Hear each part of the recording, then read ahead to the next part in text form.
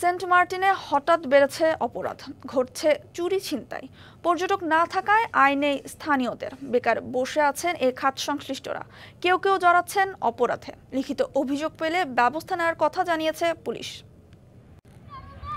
দেশের একমাত্র প্রবালদ্বীপ Saint Martin, বাসিন্দাদের জীবনজীবিকার প্রধান উৎস পর্যটন। তবে দ্বীপের পরিবেশ ও জীববৈচিত্র্য রক্ষায় বর্তমানে বন্ধ পর্যটকদের যাতায়াত, আর এতে টান পড়েছে স্থানীয়দের আয়ে। কাজ হারিয়ে দিশেহারা দ্বীপের মানুষ, কেউ কেউ জড়িয়ে পড়ছেন অপরাধে। আয় ইনকামের পথটা বন্ধ হয়ে গেছে, তার জন্য মানুষ আয় ইনকাম করতে না পেরে তারা চুরি চামারি শুরু করতেছে। সেন্ট মার্টিনের মানুষ খুব এখন কোনো রোজগার নাই, সেক্ষেত্রে মানুষ এখন চুরি করতে বাধ্য হচ্ছে।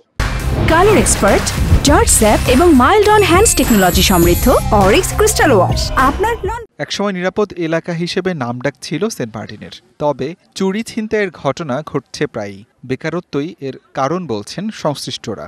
সেন্ট মার্টিনের ফ্লাওয়ার পয়েন্ট অনেক চুরির মধ্যে লিপ্ত হয়ে যাচ্ছে, কর্মসংস্থান না থাকার কারণে সেন্ট মার্টিনের চুরি বাড়ি যাচ্ছে।